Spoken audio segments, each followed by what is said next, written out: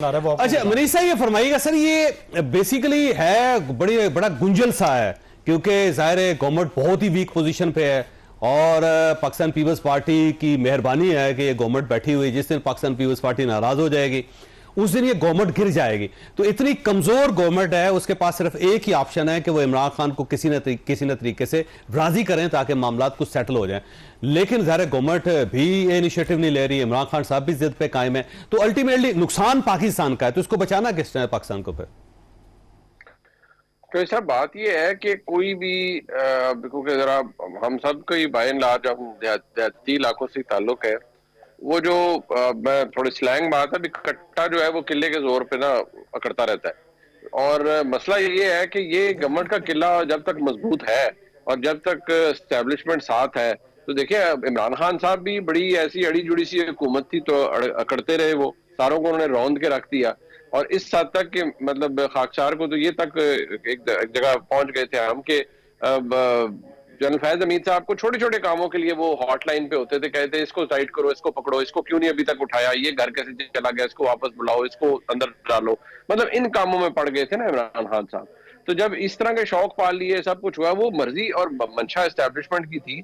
बाजवा साहब ने ये प्रोजेक्ट पेश किया था और फिर बाद में जारी बात है वो उनके गले पड़ गया प्रोजेक्ट। लेकिन मसला ये है कि अब आज ये जिस तरह से मामलात चल रहे हैं, एस्टेब्लिशमेंट की मुकम्मल सपोर्ट हुकूमत के साथ है और वो ये समझते हैं कि जिस तरह से मुल्क चल रहा है वो बिल्कुल ठीक है। और इस वक्त जो आइकॉनिक बात है सबके सामने वो एक ही है कि जी 6 से 8 बिलियन का नया मुआहदा हो IMF के साथ, दोस्त ममालिक से पैसे आए, टर्न अराउंड हो मुआशी, और कुछ किसी को नजर नहीं आ रहा, ना कोई किसी पे बात कर सकता है।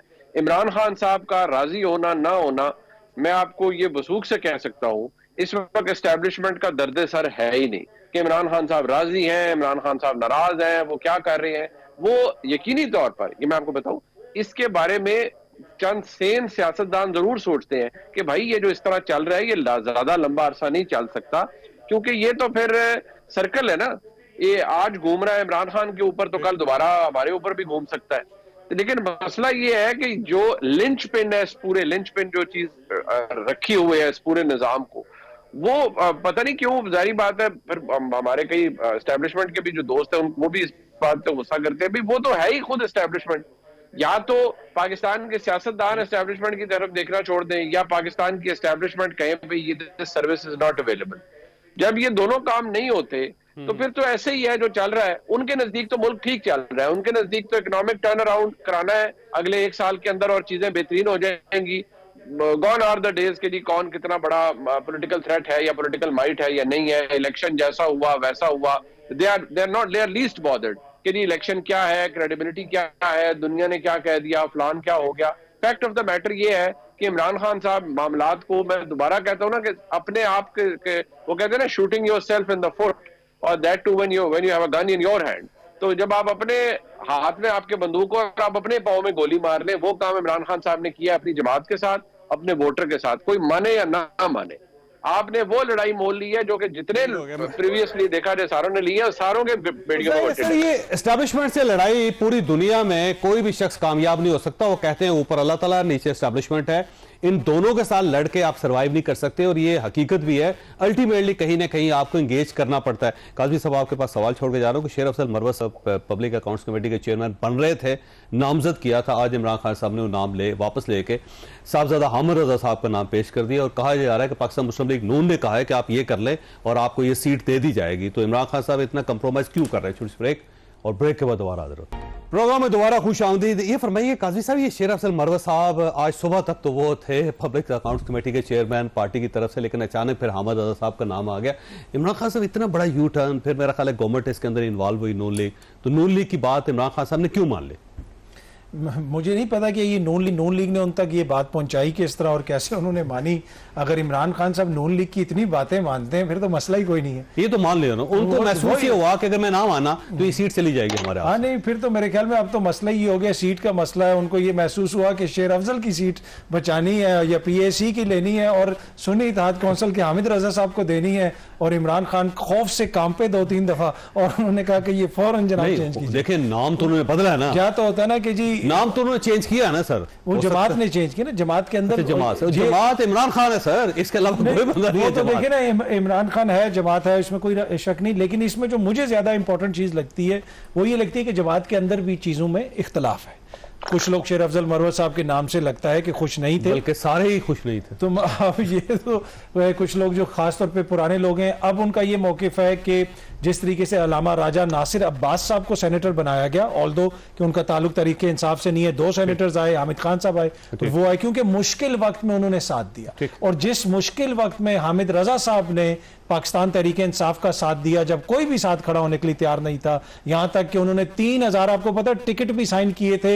एक रात पहले वो पहुंचे थे छुप के मफरूरी में इस्लामाबाद, और 3000 टिकट साइन करके दे के गए थे कि अगले दिन वो टिकट जमा होने हैं, लेकिन वो जमा नहीं हो सके, बीच में बल्लेबाज आ गया। तो हामिद साहब ने जिस तरीके से उनसे दोस्ती निभाई है, तो जमात के अंदर ये एक सोच थी कि ये सीट उनको देनी चाहिए, या चेयरमैन जो शिप है पब्लिक अकाउंट कमेटी। अच्छा, शेर अफजल मरवत साहब ख्वाजा आसफ से क्या करने गए थे मिलने के लिए? अच्छा, ये वीडियो हमने भी देखी है, जियो के रिपोर्टर हैं गर्देजी साहब, उन्होंने ये वीडियो बनाई और सोशल मीडिया पे ही मैंने देखी। आई डोंट नो अब ये कोई तरीके इंसाफ का पैगाम लेके गए थे या शेर अफजल मरवत साहब वैसे उनसे मिले थे। वैसे तो दोनों पार्लियामेंटेरियंस हैं और शेर अफजल मरवत साहब भी यही कह रहे हैं कि पार्लियामेंटेरियन है, लेकिन वो जो सहाफ़ी हैं वो एक बड़ा इंपॉर्टेंट क्वेश्चन कर रहे हैं कि क्या अब आपकी पब्लिक अकाउंट कमेटी की जो चेयरमैनशिप है उसके आप मजबूत उम्मीदवार होंगे, क्योंकि आप नून लीग की क़यादत से भी मिल के आ रहे हैं। तासुर ये वो दे रहे थे अपने सवाल में कि शायद ये कोई लॉबिंग करने गए थे, लेकिन इसके ऊपर अब तो शेर अफजल मरवत साहब भी कोई मौक़िफ़ दे सकते हैं। माजी में भी आपके प्रोग्राम में आ चुके हैं वो, एक दो मेरे ऊपर डाल,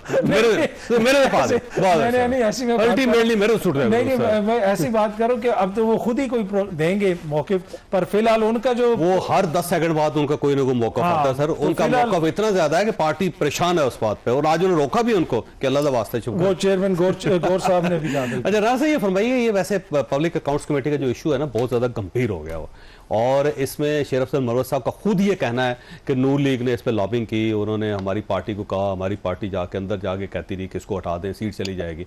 तो ये पाकिस्तान मुस्लिम लीग नून खौफजदा है मरवत से? गिरगिट की तरह रंग बदलना आपने खुद बताया अभी।